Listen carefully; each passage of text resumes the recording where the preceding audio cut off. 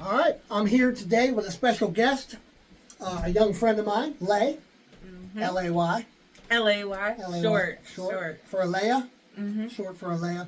And Lay has been through a lot. She is from Washington, Pennsylvania, and she is really good friends with my nieces and friends of my family. I've known her for about a year and a half now, Mm-hmm. maybe Longer than a maybe a year, little because I was longer. locked up for like 2, so it had been like 3 years, because you Well, were out. I've been out going on two, so it's been almost 2 So it's years, been, yeah. about 2 years now. Mm-hmm. And Lay has a really powerful story. Um, I kind of admire you a little bit, Lay, because you've been through a lot and you disappeared for a while. I didn't know where you went, and I found out you got in a little bit of trouble Yeah. and you had to go away for a little while, and now you're back on the scene. So, Trying to get everything straight. okay, well, that's good. Tell me a little bit about your story, your upbringing. You know, where do you come from? How were you raised? And we'll go from there. So, I'm originally from like Burgerstown and Westland. Westland, Okay. probably never even heard of it.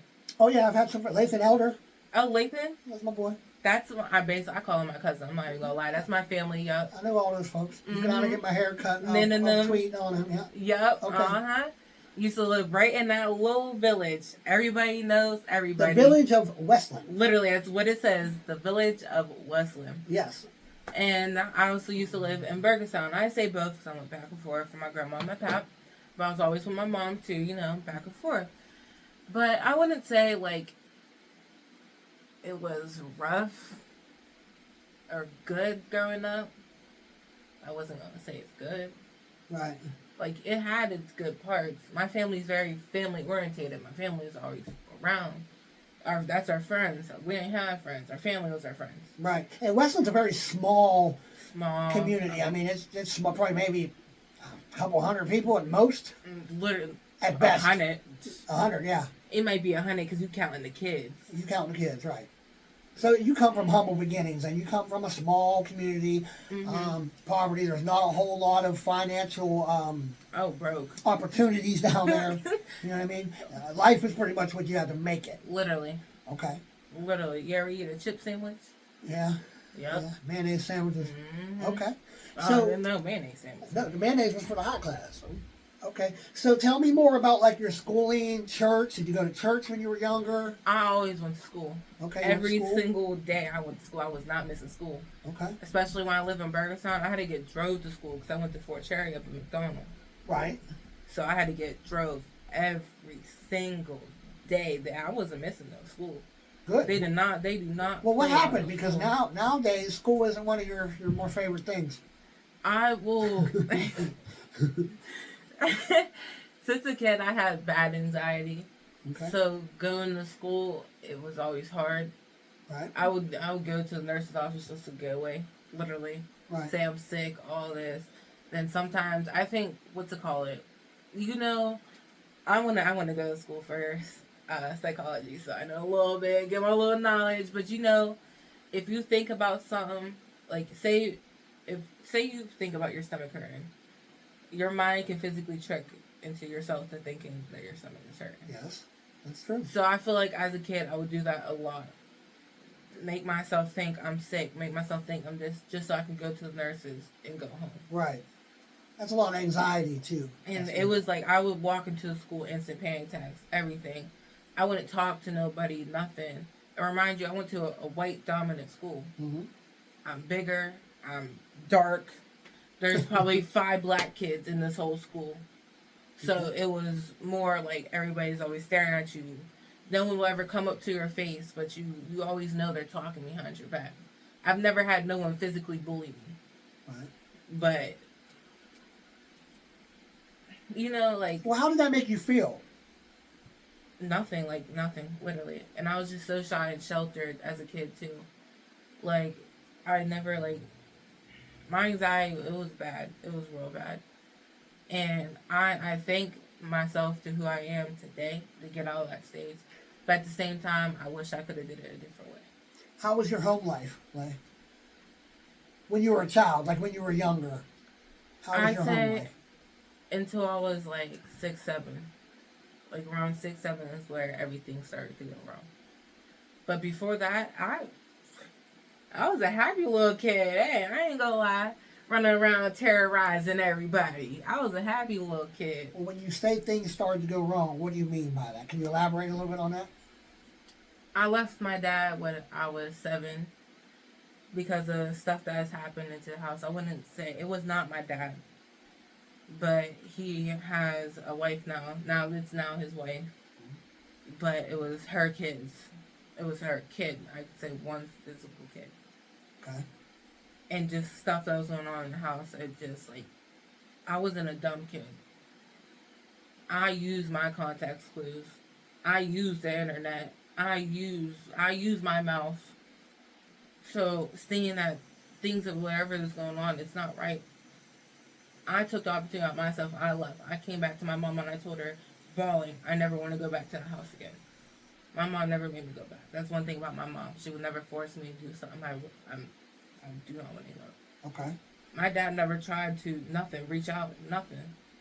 Like I say, like he probably tried to give me probably like 3 times, thinking like, oh, she's a kid. No. And how did that make you feel? Abandoned, or like how did you feel? Yeah. Yeah. Left, lonely. So you left there and went to your mom. Mhm. Okay. That's why I fully I wasn't going back and forth no more. I stayed with my mom, and then I was like 7, 8. Remind you, my mom had a heart attack too. She went to jail when I was younger too. So all that, and then right after that, literally a year after she had a heart attack, I'd say my uncle died. He had a massive heart attack, and he literally could have had a heart attack next to me, because we're sitting down, we're laying on the couch, and they were in their party, them, you feel me? They was in their party, but I was in the other room laying on the couch with him, and he's just sweating. I'm looking at him, mind you, I've never had a filter since a kid. Right. I'm looking at him, I'm like, you look hot. Your sweat is dripping on me. I need you to. You gotta move. You gotta move. Right. Like, and then he's having a heart attack. Literally, and then my mom comes in. She's like, "It's time to go to bed." So I go upstairs. I couldn't even the time rate just so messed up my head. It's just like a, because next thing you know, it's all this commotion downstairs. Everybody's yelling, screaming. I want to come too. They talking about the hospital. I want to come. Like what? And then everybody goes. So it's whatever. I go to sleep. I wake up.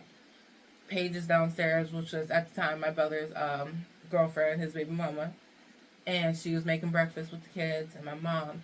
And I'm walking down the stairs. I look over because it was like the stairs and it was open. It's one of those open ones. Right. It's half wall and then go down open. See the kitchen. You look up here. See the living room. I look over. My uncle's not there.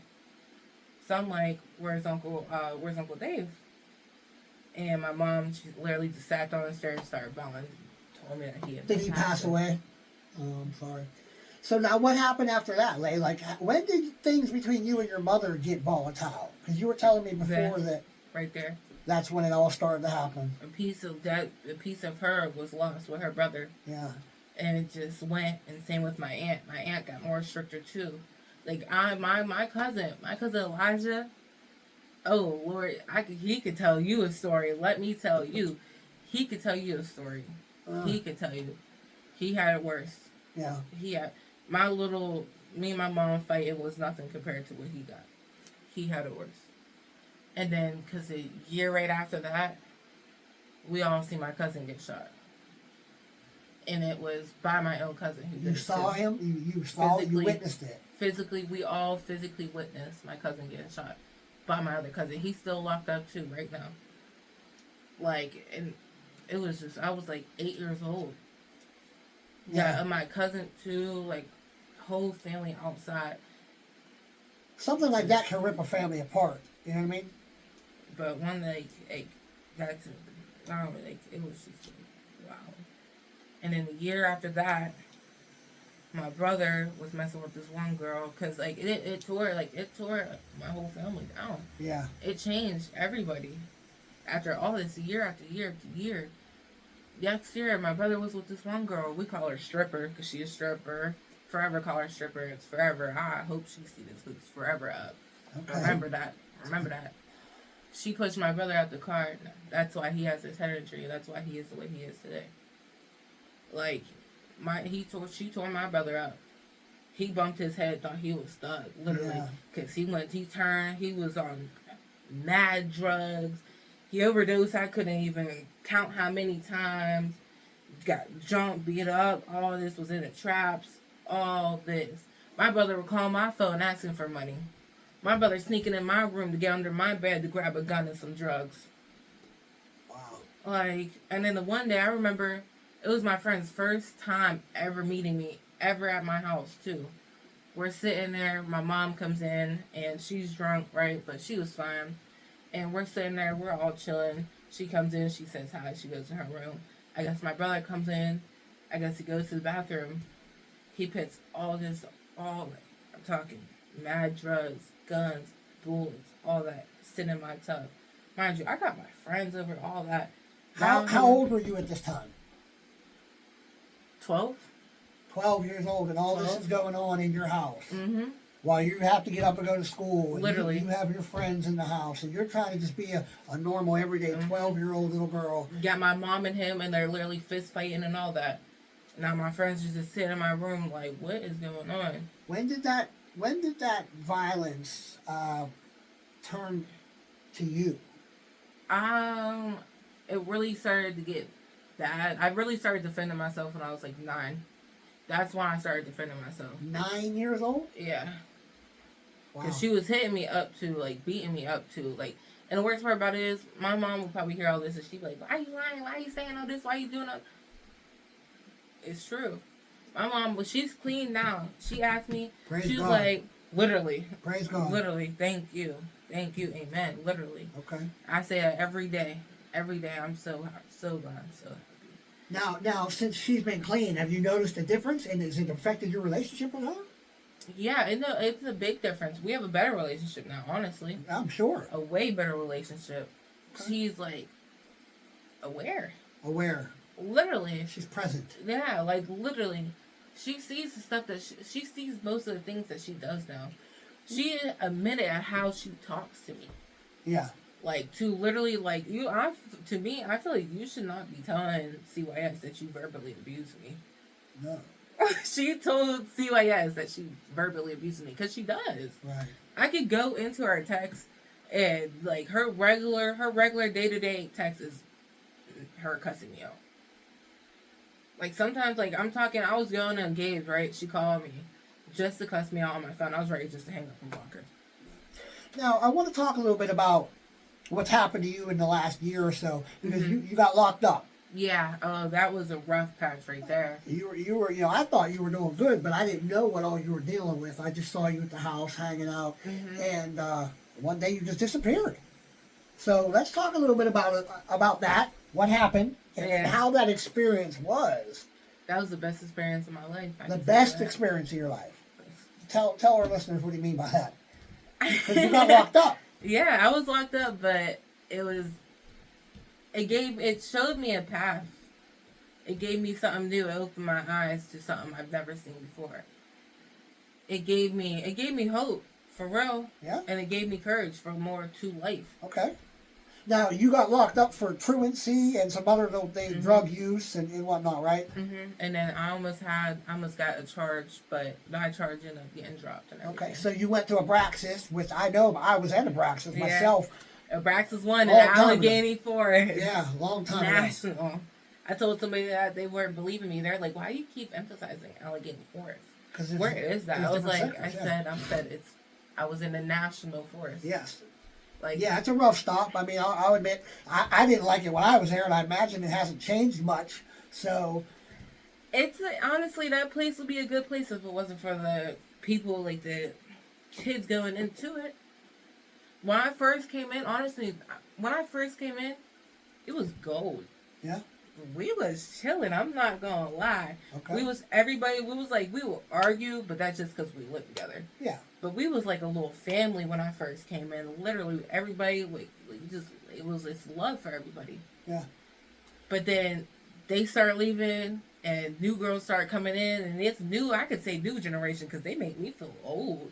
These 13-year-olds, 14-year-olds starting to come in, terrorizing. They just they're terrorizers. Like I don't know what they parents did. So how long were you there?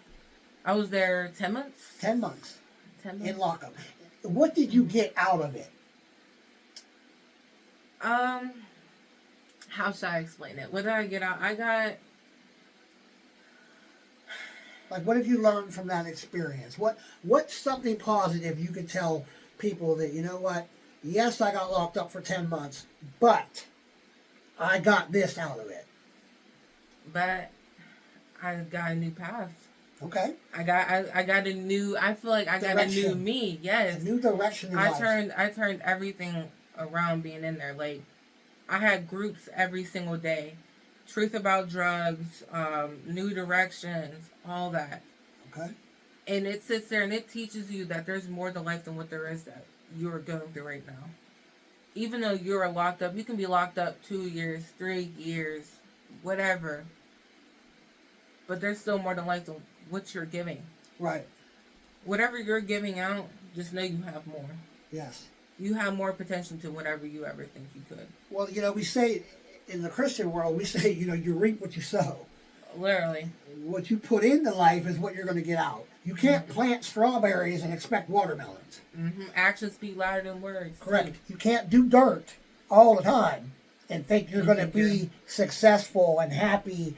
Mm-hmm. If you're planting dirt, you're going to eat dirt. Literally. So, literally. I'm a heavy believer in it. You reap what you sow. Everything you do, everything, like, it comes for a reason. Everything that happens, it comes for a reason. Correct. Everything you do is for a reason. Where are you today, Lay, in life? What are your goals? What are your plans moving forward? Trying to finish out this school, but they're not trying to put me back in my grade. But it's whatever. I'll just finish out this year and do next. Okay. It would just be another, it would be more credits for me, honestly, because I'm in 11th taking 12th grade classes. Okay. I was in 10th taking some 11th and 12th grade classes already, too.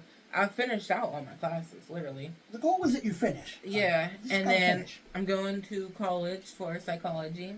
I was thinking about cosmetology, but while I was at Abraxas, I helped this one girl. Her name was Roxana. I helped her with her mental health, and it just, it really changed everything for me of my perspective of what I wanted to do in life. I love psychology. Mm-hmm. When I tell you I was the only person that could help that girl, I should have got paid. Yeah. I should have got paid. The one day, I literally had to cut my shower time. I was only in there for 2 minutes.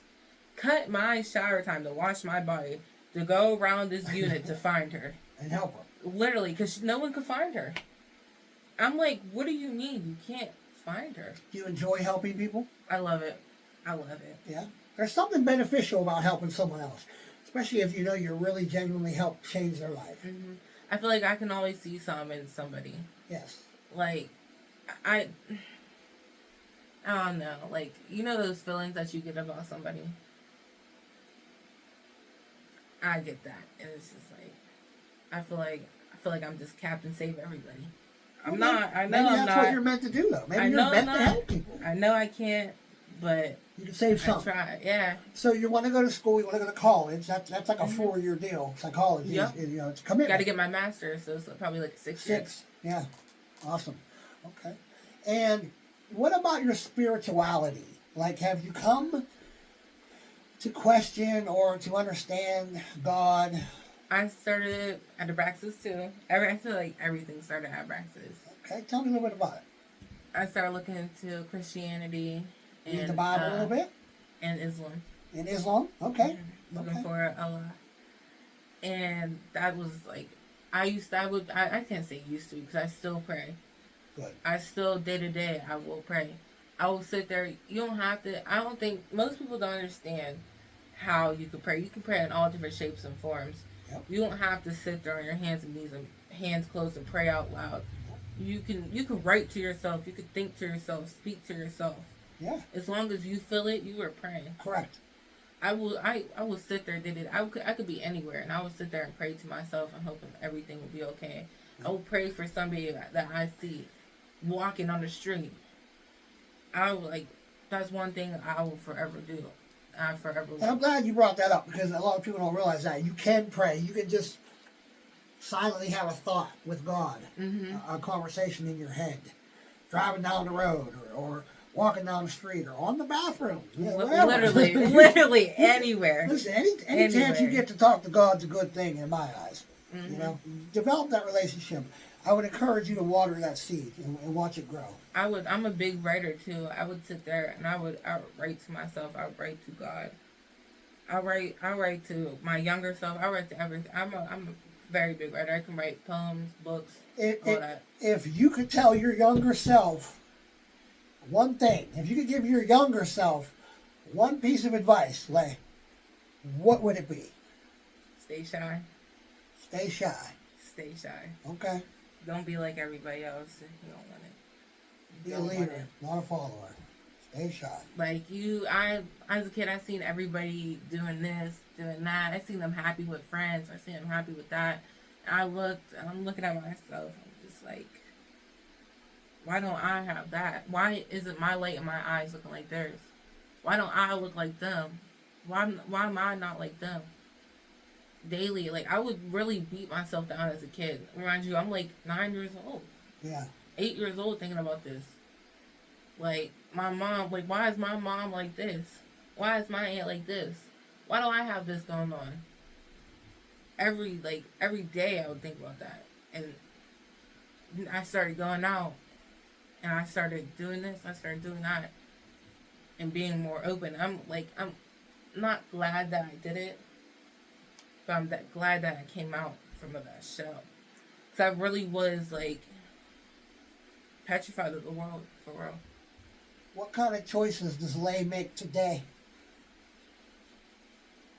I've been making good choices. I'm not gonna lie. As soon as I got out, I was in the car. I was already looking for houses. Right.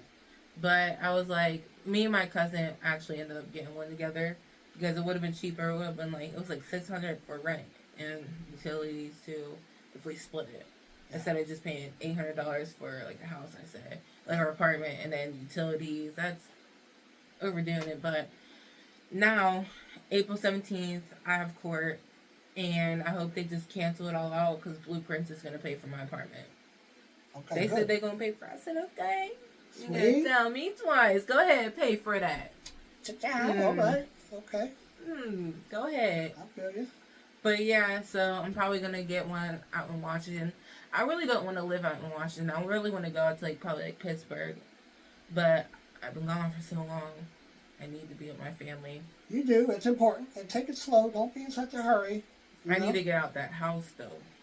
It'll happen. Everything happens in due time. Okay? That'd be my advice to you. Yeah. Everything happens in due time. Trust the process. Yes, trust. I'm just very impatient. I am too. Too impatient. I'd be like, trust the process. oh, you say you want to do this? Okay, let's do it now. Right now. It has to be now. If you could give other 17-year-olds, 15-year-olds, some advice, Lay, what would it be so that they don't follow your path and end up in a juvenile lockup? What would some advice, good advice, would you give? Some good advice? Good advice. You don't want to give bad advice. Stop lying to yourself. Everybody out here is doing it right now. Yeah. All these kids are doing it. They're lying to yourself, telling them they don't want to be grown. Like me, I'm not going to lie. Everybody tell me, why you want to act grown? Stop acting grown. I'll be like, I'm acting like me. No. You're forcing yourself. Yeah. There's some things that I really could have did that I didn't have to do. I kind of halfway forced myself to grow up faster than what I was supposed to. Right. We all want to grow up y'all, fast. Yeah, but y'all really don't. No, you really don't. Stay kids. When you get grown up, you wish you didn't grow up so fast. I'm telling you. Life don't last that long, man. Enjoy it. Yeah. Have fun, but you don't have to have.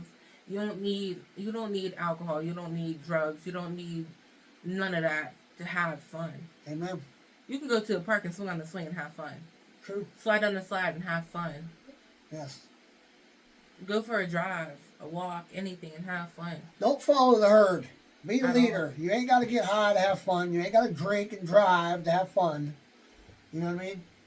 You can make anything to have fun. True that. I just seen on TikTok, what's it called? They were going down the hill in trash bags. They were putting, soap on the trash bags and going down the hill. Yeah, I would having do that. fun. Having fun. Okay. Literally having fun. Well, listen, is there anything else you want to get out before you end? I want to thank you for coming on. I appreciate your time Yeah. today. Thank you for coming up. Say a little something. Yeah. All right. Well, that's it for today. This is Lay, and I'm Jimmy, Life Beyond Ministries. Out.